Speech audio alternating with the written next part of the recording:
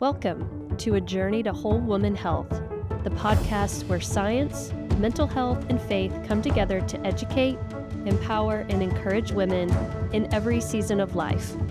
We're your hosts, Dr. Jamie Erwin, board-certified OBGYN, and Dr. Mary Kathryn Nader, licensed professional counselor with a PhD in counseling.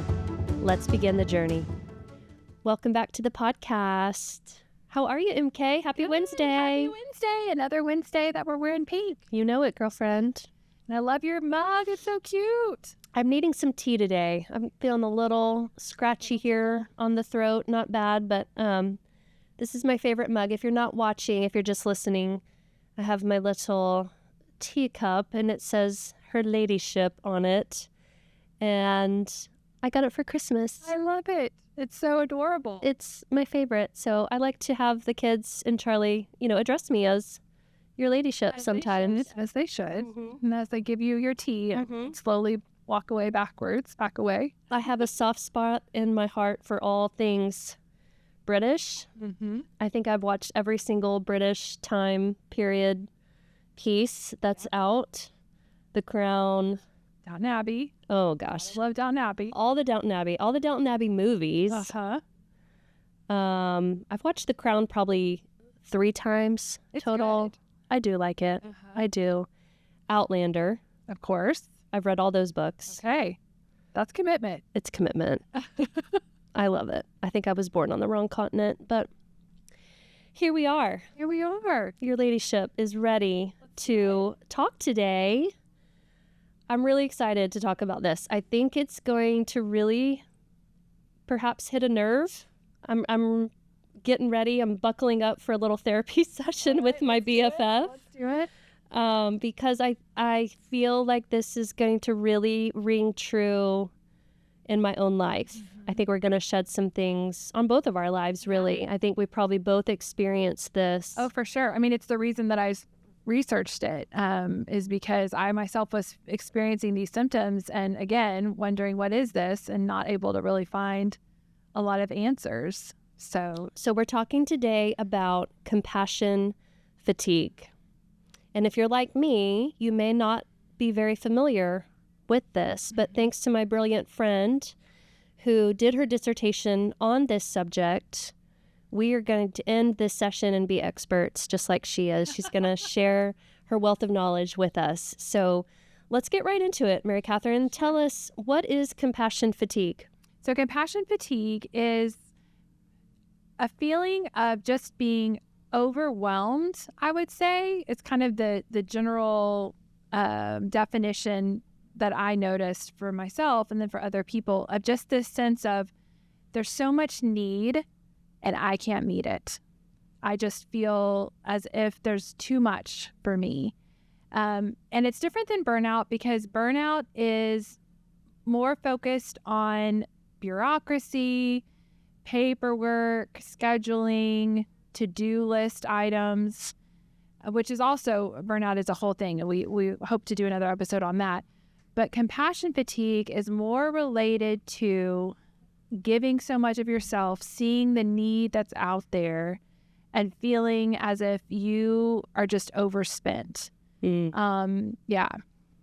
I think that's going to ring true with a very high percentage of our listeners. Sure. It is way more likely to happen in women, because we are just culturally, naturally, situationally more likely to be the ones in caregiving professions, in caregiving roles at home, whether it's for our children, whether it's for extended family members, even at the office. We were talking about women are generally the people in charge of making sure there's a baby shower for the coworker, or making sure to organize meals for this person who's sick. There's so many needs and caregiving activities that women participate in. And if you're seeing that in your profession, whether you're in the medical profession or in ministry or a teacher or therapist, mental health, or all the other caregiving professions out there, and then you're also doing this at home, it can be overwhelming. It can just feel like there's never enough. you're never enough. There's never enough time. No matter what I do, it's just never enough. Mm-hmm. Yeah. I mean, what you're saying, I can just think of a lot of instances in my life, in friends' lives, in patients' lives that I treat. It also makes me think of this really beautiful video that is circulated on social media of women carrying things and being the carriers of the burdens. Yes. And the video is just random women in a big city like New York or London or Paris, and they're carrying groceries, they're carrying a baby, Yes. they're carrying luggage, and it's really just a beautiful piece of art. But the audio that's going is what you're speaking of, how we just carry everything. Yes, we are. We're the carriers, the mental load. The mental load is a big part of this, isn't it? So it's not unique to women, though. No, it's not unique to women. I mean, men definitely experience it. I mean, as I've said, my husband is a pastor, so definitely we've talked about it a lot. Men in caregiving roles, or in caregiving relationships, situations, of course, will experience it as well. Yeah. It's just research shows statistically women are more likely to experience it. How do we know if we have it? There are so many different symptoms, and similar to what we talked about last time, they can often be misdiagnosed, but it can also be a combination of things. So there can be symptoms like mentally, just like I said, this sense of overwhelmed. There could be kind of an anxiety of just like, it's too much. I can't handle all this. There can be resentment. I had one of the participants that I interviewed for my dissertation.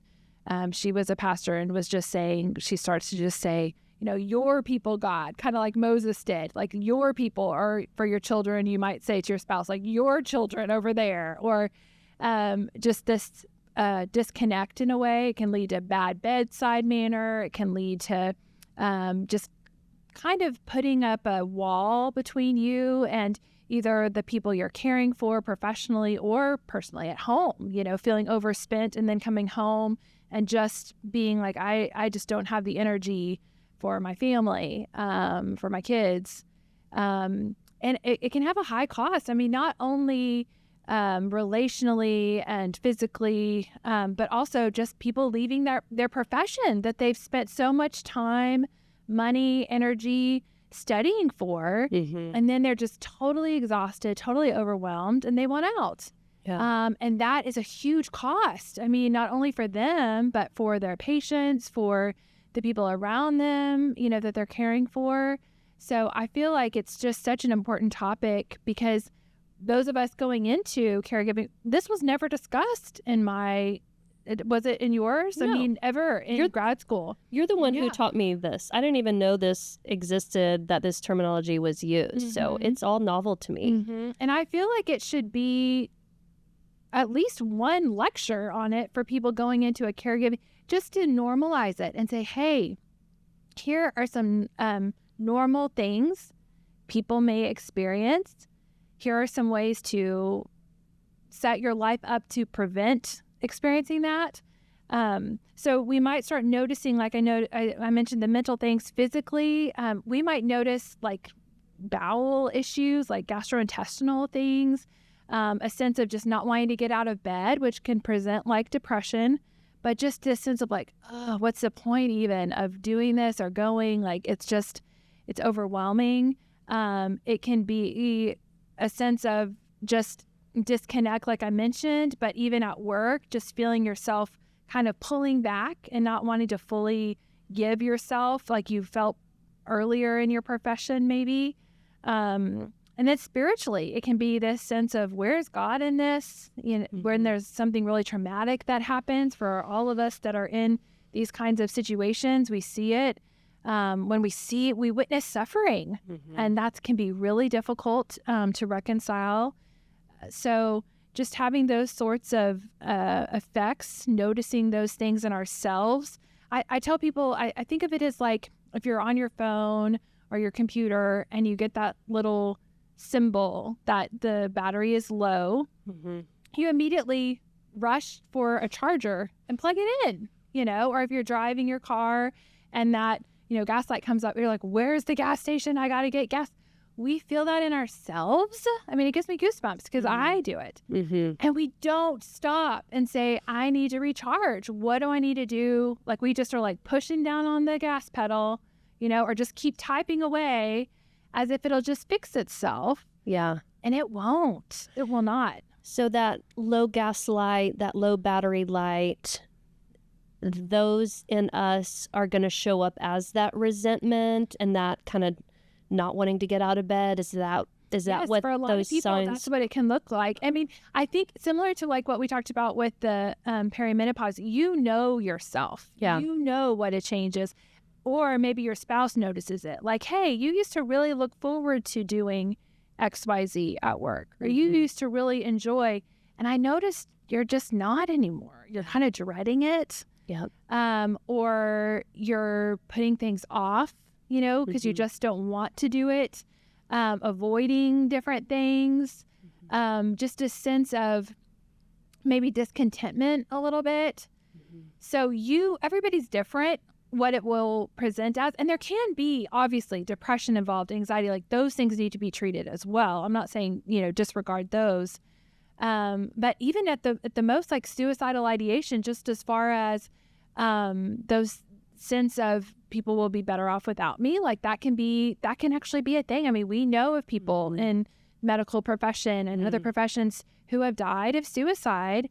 And it's almost this sense, and not to speak for them, I don't know, but just talking to people who have gotten to that point and not, are still alive, talk about that. Like when you see this need and this feeling of being not enough, it can be overwhelming. So to really take time to step back, recharge, reframe, and recognize those changes in ourselves before they become something that affects others, and ourselves before they get worse, is really important. For sure. And this is a great time that if you are established with a therapist, yes, in addition to your partner, your spouse may recognize these changes, but a therapist is going to pick up on this as well. Yes, they should. And I unfortunately, when I was first experiencing this, as happened with my postpartum depression, but my therapist was helpful there. But I went to a therapist thinking, and it was I was still working at the hospital, and it was someone connected with the hospital. I think it was with the EAP. And I thought, surely she'll be able to help me with this. I didn't even have the term compassion fatigue. I just was noticing these changes in myself, and it was COVID, and I was seeing patients suffering. And this therapist was pretty dismissive. I said, it's just really difficult. I'm seeing, children suffering. I'm seeing children who had been in horrible accidents and are now paralyzed. I'm seeing these parents, in the midst of a pandemic dealing with their nightmare situation. And she was just kind of dismissive, as if to say, they're not really suffering and it's okay. I mean, to really recognize the reality of, yes, you are experiencing that. You are watching people suffer. But what can we do about it? So same thing as we talked about before with finding a therapist, making sure you don't go to someone who's dismissive. You might want to make sure that they are used to working with these types of topics, because you don't want to go and then be like dismissed, because that just makes it feel worse. But a lot of times, especially if you can find a therapist who has been in one of those kinds of settings before, they're going to get it. They're going to understand. So always just kind of asking those kinds of questions. And some people, focus more on it. But so if you're a woman specifically, and if you're a woman who takes care of other people, children, spouse, partner, healthcare, therapist, so nurse, doctor, teacher is a good one. I think it sounds like just recognizing, hey, I'm at risk for this. Yes. And now we can put a name to it. Mm-hmm. And then especially if you are caring for others that are going through very hard things. Yes. And, having the compassion, for me, I think that's what makes me a great doctor. For sure. Yes. Connecting, hearing, listening. Mm-hmm. Tell us more about the difference between empathy and sympathy. Brene Brown gives a great explanation. Yeah. What's the difference there? So she does a good job. Of course, I love Brene Brown, but there's that funny video that's out there where they're like, a raccoon or some animal, it's animated and looking down. Oh, that's bad. That looks bad down there. Yeah, someone's down in the hole. Sympathy, a friend. Yeah. Bad for you, you know? And then empathy is climbing down in the hole with them and actually experiencing it with them. But there's another differentiation with empathy that I think is really helpful. And that is there's a self-oriented empathy and there's an others-oriented empathy. So women are more likely to do self-oriented empathy. And that's actually what our culture kind of encourages. And it's a sense of put yourself in their shoes. Think about what they're going through. And the reality is that is more likely to lead to compassion fatigue because it's not helpful. What you think they're going through is not what they're going through. Wow. And honestly, it's kind of selfish to think that you could know what they're going through. The first time that I recognized this was I had a client that came to me. She was grieving the loss of her mom. She was, older. And she told me that her mom had died. So I immediately thought, this is grief therapy. This is really sad. But no, the reality she told me is everyone else thought that my mom was Mother Teresa, was perfect, but she was not. Her mom was abusive, like horribly abusive. But the things she shared with me, she'd not shared with other people because when she tried, they just didn't really believe her. So in that case, putting yourself in her shoes from the outside, you don't know that what it was like for her to grieve that mom and that relationship. Everybody's situation is very nuanced. So when we say, oh, I'm going to put myself in their shoes, we actually can't do that. We don't know what it's like for them. And it's not helpful for them, for us to do that. Or us? Is it helpful for us? It's not helpful for us. And it's not helpful for our next patient that we're going to see, right? Yeah. When I'm drained from feeling this emotion that doesn't actually help this person because they're feeling it regardless. And then I go to my next patient and I'm not really fully paying attention. Because you're still in the hole with the other person. I'm still in the hole. It doesn't help that person. So the others-oriented empathy is more focused on them and empathizing with them. What is this like for you? Being curious about them, not taking it on as for yourself because it's not ours to carry and we cannot carry it for them. Wow. So recognizing as this is very difficult, this is hard, and I'm here to walk with you through this, but I'm not taking it on for myself because it doesn't help them. It doesn't help me. And it doesn't help the next person I'm going to see. So a big piece in that is to define our role in that situation. Okay, I'm here with this person that's suffering in this way. What is my role here? What can I do here? And for me as a therapist, I know I'm with them for an hour. And it's really helpful for me to think, God was with them before they came into this room. And God is going with them when they leave this room. I'm with them for an hour. My job is to sit here, to be present, to listen, to reflect back to them, to share coping skills and help them process this trauma. And that's my job. And then I'm not the savior. Yeah. They leave and God is still with them, whether they believe, whatever they believe.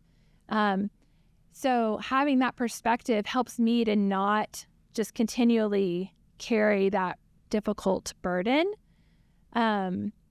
So that's kind of the difference, though, between the others-oriented and then the self-oriented. And it's interesting because culturally, we're told to do that. Yeah. And I think in a lot of professions, that's kind of what we're told. But it's not turning a cold shoulder to them, but it's really being more curious and open to them, recognizing, gosh, what you're experiencing, I don't know. Tell me about it. What would be helpful for you? How can I help in this situation? That is radical. And this is helping me so much. I know I'm going to use this, attempt to shift my perspective when I'm in the office tomorrow. I know that because it does get heavy. And I think it can also be, if you have this self-focused empathy, it's a bit egocentric. It is. It really, I mean, it sounds weird to say, but it is in a way. When we're told empathy is such a selfless thing, it is like saying, oh, I can understand what they're going through. I can put myself in their shoes. And I have these thoughts sometimes where I wish I could take it away from them. The couple who's experiencing a miscarriage. Right. Whatever the bad news that I'm having to give that day. I do have those thoughts because I do care. And I think it's important we're not saying, it's not that you don't care. Right. It's that you do care. That you're caring for them. Right. And you recognize the limit that your care has. I can't change this outcome.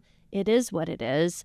I can't control how she's going to react. I can't control her emotions.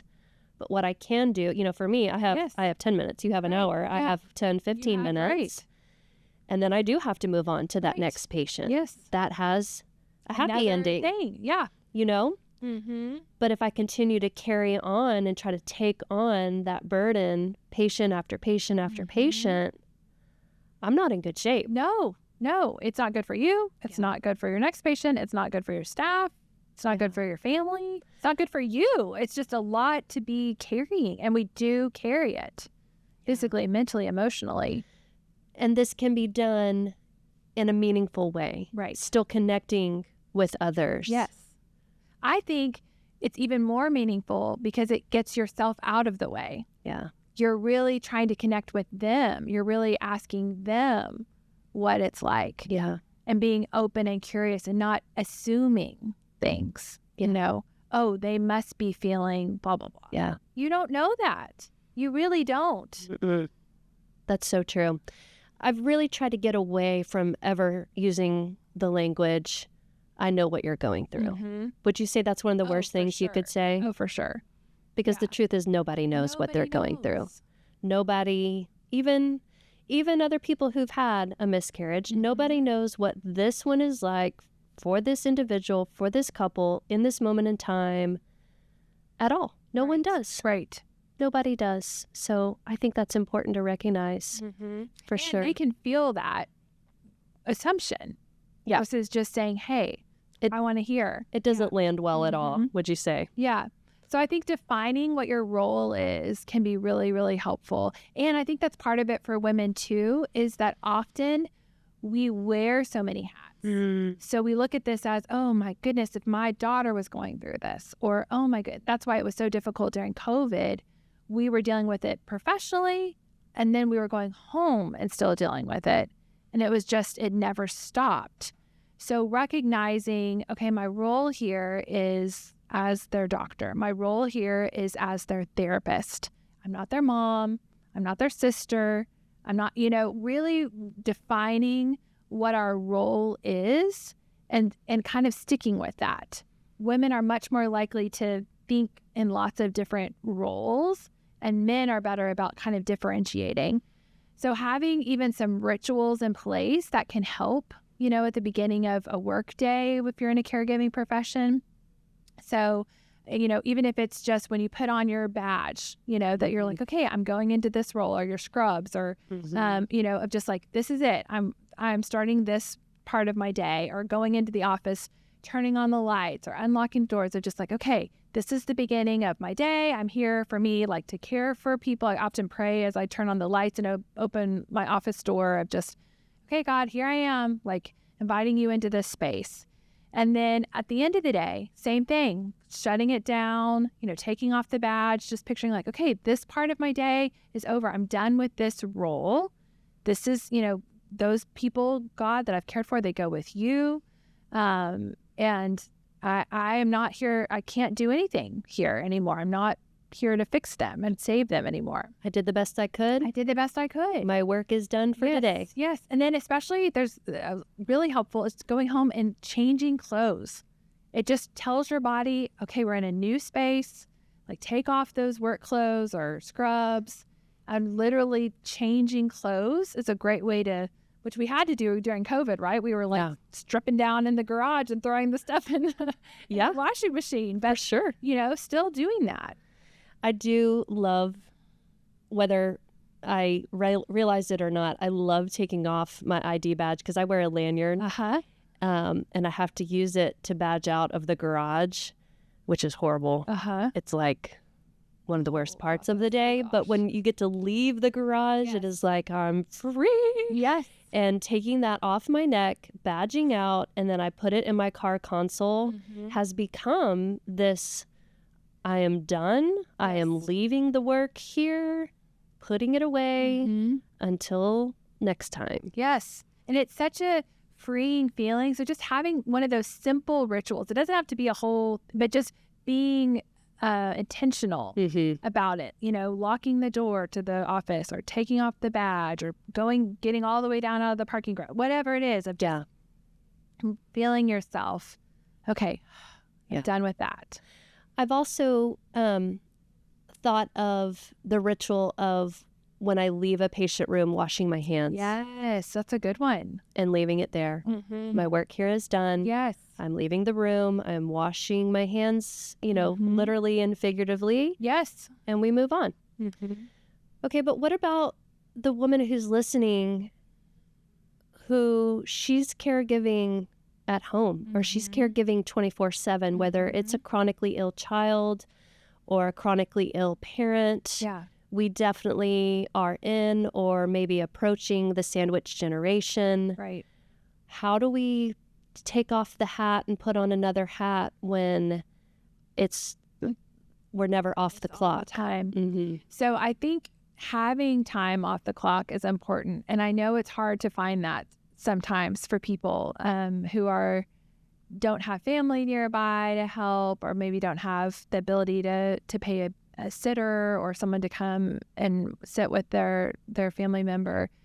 But if you're able to, I think that's huge, because having that time to disconnect and not be in that role, and having a hobby is huge. Just something where, for you, like running is so great. Like you're not a doctor there. You just, and they don't see you as a doctor there. Yep. They just see you as Jamie Lynn. And I love it. And it's great. Yeah. So having a place where you are able to go and have a different role and have a different experience and relationship and use a different part of your brain, even this for us is fun. We're talking about these topics, but it's kind of a break for us, which is so fun. It is. And a girls' trip. Yeah. You think that's why a girls' trip's so great? Oh, for sure. Yes. To have a time to just get to unplug, do something fun. I mean, I think of it as recharging your battery, just like you do for your phone or your laptop. And everybody's different, what that might look like. For some people, it might just be reading a book. But just kind of experimenting with what helps me recharge. What do I need that's helpful for me? And how can I make that happen? Amazing. I want to hear more about your dissertation, because you truly are a leading expert when it comes to compassion fatigue. So you put a ton of work and hours into your research and your dissertation. Tell us more about that. So I got to interview, I think it was 8, it's been a few years now, but clergy women, and it was focused on compassion fatigue after COVID-19, because clergy women were the ones, like we've talked about, that were also getting to go into the hospitals and visit. We're doing funerals. We're also dealing with our own family kiddos at home, having to parent. And it was just a lot. So it was women from all over the country, from I think it was like 6 different denominations, all different states. And it was just so fascinating to me to hear their stories and that they were pretty much the same experiences, which really surprised me.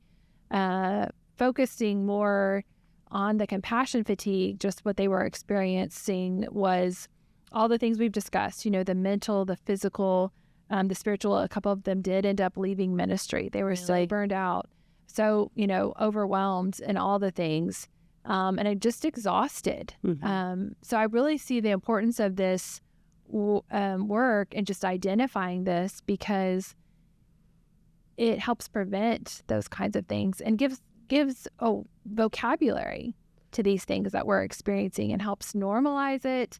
And even having some of these, maybe you haven't experienced this yet, or maybe you know someone who is, to be able to share this information and say, hey, here are some simple rituals we can do, some changes we can make, even decisions for people who are maybe in leadership positions. How can we change things in this office so that people have this ability to unwind, or what are rituals we can help encourage people to have, or taking breaks, at lunch to go for a quick walk outside, or encouraging days off for people, encouraging hobbies and time to yourself so that they can continue doing the work, which is so important. Yeah. Because this work is important. I mean, I love helping the helpers because, gosh, they turn around and help so many people.